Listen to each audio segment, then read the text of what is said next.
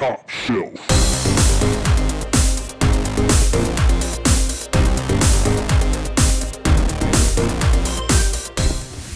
Hello, welcome to Top Shelf Board Games. I'm Hubba. I'm Sabrina.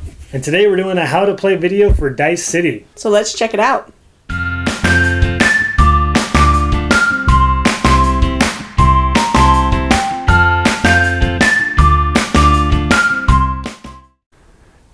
Alright, this is Dice City. In Dice City, you are the head of a noble family looking to gain the approval of others in the kingdom. So the Queen Statisa will decree your city as the new capital. You're going to be taking your little village that you start out with. Everybody starts out with their own little village. So this is Sabrina's board over here, and this is my board over here. Each spot on the board has a different location that will give you different resources and different things to help you out in the game. For instance, we'll start over here. Up at the top here, you got the forest location. This will give you 1 wood if you activate the dice. You activate this dice and use that action. Over here, you can get stone. You can get iron. Down here, you can increase you can add 1 strength to your army total, which will help you to defeat the bandits. You got the Traveler, who lets you re-roll this dice. So if this dice is here, you could re-roll this one. Then you got victory points down here. So you got 1 victory point. And so that's the basic board that each player starts out with. As far as setup goes, each player gets 1 dice of each of the 5 colors, and then the dice are rolled. And when you place the dice on, dice placement, you just match the color of dice and put it on the row that matches the color under the number that you rolled. So for the white 6, I'd go to the white row, move it over to the 6, and place my 6 dice over there. Likewise, you would do the same for the yellow dice. You would, whatever number you rolled, you put it under the matching column on the yellow row. For the red dice, the blue dice, and the black dice as well. So once everybody's got their dice on the board, also part of the setup is you'll set up your market. Up here in the corner, you have 8 cards that are put out, and these are cards that you can buy throughout the game. When you buy a card, you have to have the matching resource. For instance, this one requires 1 stone and 2 iron in order to purchase this card. When you purchase a card, you take the card and you cover up a space on your board. So if I wanted to get rid of, say, this small house, I could cover that up, and now the blacksmith is on that space. Also part of the setup, you have your basic buildings that can be purchased at any time. So you got your mine, your quarry, your lumber mill, and then you have regular army, which also is one that will cover up a space on your board. And those can be purchased as well on your turn instead of purchasing from the market. Over to the right side here, we got the bandits. The bandits you can fight. Basically, in order to defeat a bandit, if you look at the card here, they have a defense of 3, and it's worth 2 victory points if you defeat it. So for your fight, in order to beat the defense of 3, you basically have to have a total of 3 swords built up in your army for your turn. You get those by activating different spaces on your boards. For instance, this adds 1 sword to your army. So if you were able to generate 3 swords on your turn, you could defeat this bandit and take it in front of you, and that would be points at the end of the game. Another part of the game is the trade ship. Trade ships are a place you can go to turn in your goods. So if you turned in 2 wood, 2 stone, and 2 iron, you could take this trade ship card, and at the end of the game, it's going to be worth 5 victory points. I thought it was wool. No, it's stone. Each of these stacks, for a 2-player game, you add bandits equal to the number of players plus 2. So each of the bandit stacks has 4 in the 2-player game. The trade ships is for the 5 victory points is the same way. It's number of players plus 2. The 10 victory points is just the number of players. So there's 2 players, so we have 2 of those cards. And then there's one 20-point victory card for the trade ship. And that's your basic setup. You also have your different resources over here and your setup for the game. As far as the resources go, you have your basic stone, your wood, your iron. You have your pass tokens. Anytime you do a pass action, you'll take one of these. And then you also have your deactivation tokens. Sometimes in order to use spaces on your boards, you'll have to deactivate it. And so you'll take and put one of these on your space, showing that this location has been deactivated. Also, if an opponent attacks one of your places, you'll put a deactivation token on it. All right, so that's your setup, and that's kind of a basic overview of some of the different things that are going on in the board. Each turn takes place over doing 4 different things. So the first part of taking a turn, you have the use the dice step, you have the attack step, you have the building and trade step, and then you have the end of turn step. So let's do the use the dice step. Everybody has a little player reference card here that shows all the different things you can do for using your dice. So we'll go through each of them so we can see how they work. Use the location beneath the die and resolve its ability. So for that one, you could, for instance, choose this dice and use the ability that's below it. So in this case, you would take 1 victory point and put it in your bank. And then you would take the dice and set it off to the side. That dice would be used. Another thing you can do is you can move another die to an adjacent space on that dice's own row. We could say we didn't want to do any fighting this round. Sabrina decided she didn't want to fight. So you could remove this dice and then take another dice and move it to an adjacent space on the same row. So maybe she really wants some stone here, and so she moves it over there. And that would be that dice's action. The third thing you can do is you can discard the 4 location cards in the display in the market and replace them with 4 new ones. Once again, you got to pick a dice on your board to remove in order to do that. So let's say we didn't want the wood here. We could discard that dice, take 4 of these cards in the market and get rid of them, and add 4 new ones that can now be purchased. And actually, we got a pretty good got some good ones here. You got the Great Wall, the Town Hall, a well. Those are all really good ones. The fourth thing you can do is you can reactivate or deactivate a location anywhere in your city. For instance, let's say that Sabrina had the catapult here. The catapult needs to be deactivated in order to add 3 swords to your army. So if let's say Sabrina's going to go ahead and do that. She deactivates that. She's got to remove a dice from her board in order to do so, to take that action. So she'll get rid of that dice. And now she can add 3 swords to her army total, which when we do the fight step, she now has 3 swords. The last thing that you can do on your turn is you can pass and gain a pass token. You can only do this once per turn, so you couldn't take 3 dice and discard them and take 3 pass tokens. You can only do it once per turn. So for Sabrina's last dice here, she's going to pass. She decided she didn't need that iron after all. And she removes that dice and passes and takes a little pass token and puts it in her stockpile over there.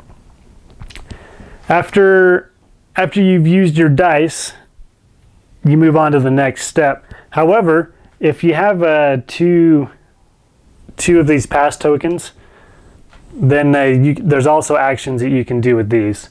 One of the things you can do is you can turn in 2 pass tokens and gain any resource of your choice, which can be really good. If you really need that stone, you can go ahead and turn in 2 pass tokens and take a stone into your supply. Another thing you can do is you can turn in 2 of these to increase your army strength by 1 for your turn. So for instance, right now Sabrina has 3 swords generated for her army. If she needed 1 more so she could fight the 4 strength bandit up here, then she could discard 2 of these pass tokens and add 1 more to her fight total. The last thing you can do with the pass tokens is you can discard 2 of them to force all players to reroll 1 dice of your choice. So you can go around the table and make everybody reroll 1 of their dice, so you kind of mess with the other players. But during the use dice step, that's the actions and the options you have available. Can't you use someone else's resource on the pass tokens too? With the pass tokens, no. I thought you That's with the fighting. Okay, so let's go ahead and go into the, once you're done using all your dice, your board will be cleaned off. There's no more dice on there. And then you do the next step, which is the attack step. So if you've generated any swords throughout your turn, which Sabrina has, she's generated 3, she can go ahead, or actually she did 4 if she had some pass tokens, but she did 3 this round using her catapult. She can go ahead and fight. When you attack, you have 3 options. You can either attack the bandits, you can attack locations, or you can attack a player's stock. A stock is where you keep all of your resources. Attacking the bandits, we already went over. Attacking a location is just like attacking a bandit. The only thing that's different is you can't attack a location that doesn't have a shield. So if it doesn't have a shield, it can't be attacked. But for instance, this catapult has a defense of 4, so you could attack this catapult. Obviously, she's not going to attack her own. But where I don't have any buildings right now for her to attack, that's not an option she can do. The other thing she can choose to do is attack my stock. And for each resource that you want to steal from your opponent, you have to have it to attack. So if you wanted to take 2 resources from your opponent, you'd have to have an attack of 4. And then you can choose any 2 resources to take from them. After the attack step, and one thing to keep in mind when you're attacking is, say you've generated 6 attack on your turn, you could attack your opponent and steal 1 resource and that would use 2 of the 6. And you could go up and attack the bandits that have a strength of 4 because you have 4 left, and defeat that as well. So you can mix, you can choose and pick where you're going to spend your attack strength at until you've used it all up. So after your attack step, you do the building and trade step. Building and trade step is pretty straightforward. Building is just going up to the market and spending the required resources for the card in order to purchase it. And then once you purchase it, you take it, you cover up a space on your board, and now that's active. You can buy as many cards as you want as long as you have the money and the resources to do so. Also during this step, after you're done buying, or if you don't want to buy, you can go ahead and trade off some of your goods. Send some of them out, ship them across the seas. And it's the same thing. You spend the amount of resources. So if you wanted this, the trade ship with it's worth 5 victory points, you'd have 2 wood, 2 stone, and 2 iron that you'd have to turn in. But if you wanted to save up and get the big boy ship here, you'd have to turn in 4 wood, 4 stone, and 4 iron, which it's worth a ton of victory points, but it can be really challenging to get, especially trying to save up your resources. One thing to keep in mind on the resources is that at the end of your turn, you have to discard resources. You can only keep 1 of each resource. So you can only keep 1 stone, 1 iron, and 1 wood. All the rest you'd have to discard. Your pass tokens and deactivation things, those are unlimited. You can have as many of those in your stock as you want, but the actual resources you gotta discard down to just one each. And that's the end of your turn. And the last thing you'll do is at the end of your turn, you'll take all the dice that you pulled off, you'll re-roll them, and then you'll replace them back onto your board. So Sabrina would have ended up with, and so now she has a new selection for her next turn. And then after she's done doing that, the turn would come to me, and then I would do my turn. So for instance, I'll go through an actual turn and show you what it would look like. So for my turn, I'm going to go ahead and re-roll this dice.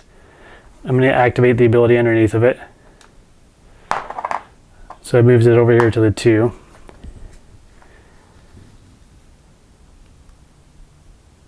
So I'm going to go ahead and use the ability underneath this space to gain a iron. We'll put that over here. And then I'm going to come down here and use this black dice to get a stone. And then I think with my last 3 dice, I'm going to use this one and use the ability underneath of it as well to add 1 strength to my army. I'm going to use this dice to add another strength to my army, and this dice down here to add another strength. And now I'll go to the next step, which is the attack step. I've been able to generate 3 attack. So I'm going to go ahead and fight this bandit right here. So my 3 attack is equal or greater than the strength. So I take it and I put it in my play area. And it'll be worth 2 victory points at the end of the game. And I've used all my attacks, so I can't do any more attacking. So I'm going to go ahead and go to the building and trading step. I got 2 resources here, which actually is enough to, I could buy either this grand statue,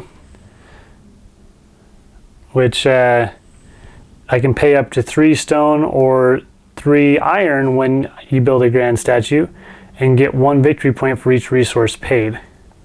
So I could actually pay more resources than what it asks in order to get more points. So that's pretty cool. Or I could build this well over here. And this one, reroll this die and any number of your other unused dice. So that's pretty good too. I think I'm going to buy the well. And I'm going to cover up one of these reroll spaces, the traveler space. Once you cover up a space, you can't use the ability underneath of it. And so it goes in my play area. It's going to be worth 1 victory point at the end of the game. And now it's also a place that Sabrina can attack. Spend your resources. Oh yeah, so I got to spend the resources to do that. And then I'll replace the market up here. There's always got to be 8. And then I would do, that would be the end of my turn, so I'll take my dice, and roll, and that'll be my setup for my next turn. So let's look at Sabrina's over here.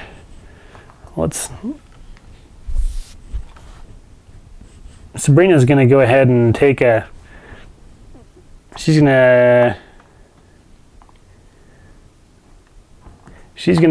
spend this dice to move this one adjacent. She's going to move this dice over to the wood. And then she's going to use this one and use the ability underneath of it to re-roll this dice. And she got a 4 again, so she'll re-roll it again. This time she got a 1. Ooh, so now she's got 3 wood. That's good. And let's see. She'll go ahead and take this stone resource. And then she'll take the wood resource from this dice.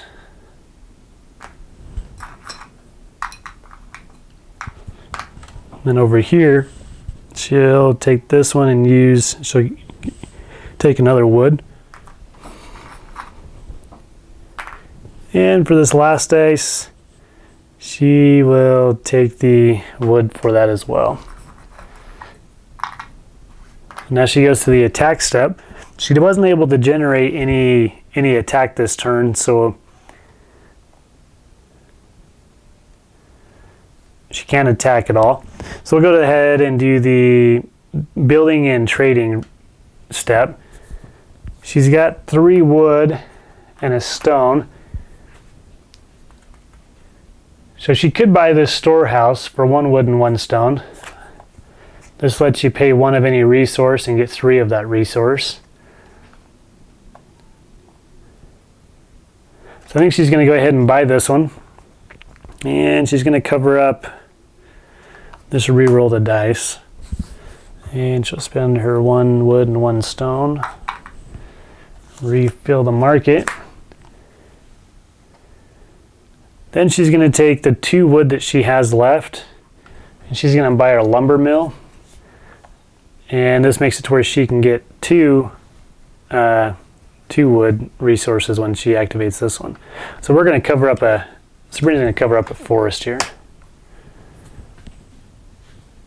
And spend her 2 resources. And that's all of her dice. So it's the end of her turn. She's done trading, she's done building, she can't attack. Now she's got to roll her dice and set up for the next round.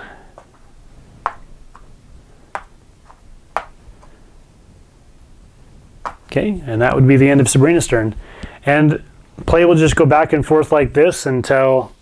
so the game will end when either all the cards have been taken from all 3 bandit piles, all these piles are depleted, or if all the cards have been taken on 2 or more of the trade ship piles. So if 2 of these piles go away, then the game will end.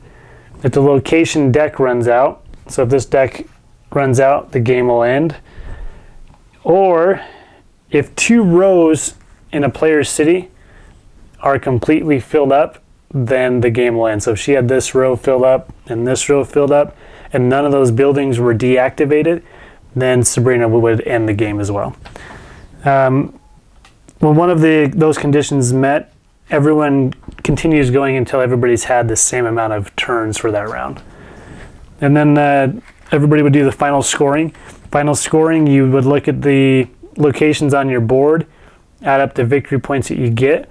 If you covered up another unique area, you wouldn't get the victory points underneath of it. It's just the ones that are visible. You can cover up another area? Yep. So for this one, Sabrina would have had, 2, 3, 4, 5 victory points for her buildings that she built, plus any of these victory point tokens that she had collected. She would count those up. And any bandits she killed, any trade ships she traded with would all contribute. Add all those up, and whoever has the most wins the game. A couple of things to mention that I didn't go over while we were playing. Each of the cards have different symbols in the top corner of them. So if you notice, for instance, there's these 3 different symbols, and some of the buildings, some of the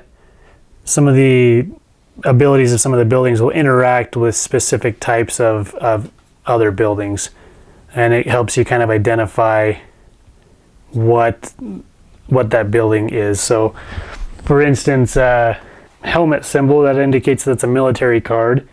The little bell indicates that it's a civic card. The little feather indicates that it's a cultural card. The little money symbol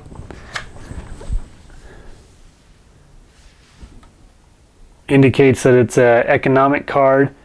And then you have your little saw symbol, which indicates that it's a resource card.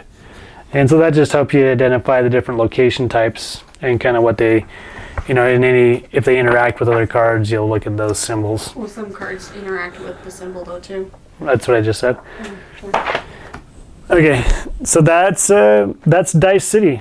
Hopefully with this you were able to get an idea of how the game works and how it flows, and you were able to see some of the different mechanics and some of the choices that you have in the game.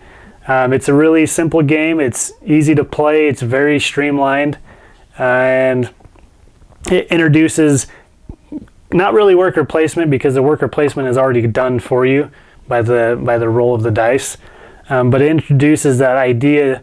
It's a really good game to introduce that idea of, if you pull a piece off of a space, you can gain a resource or do something, take an action with that dice. Kind of introduces that worker placement idea, concept of, pulling a piece off and taking the action underneath of it. So it's really cool for that. But so if you like that, if it looks like something that you'd be interested in, recommend a copy of it. Thanks for watching. Bye.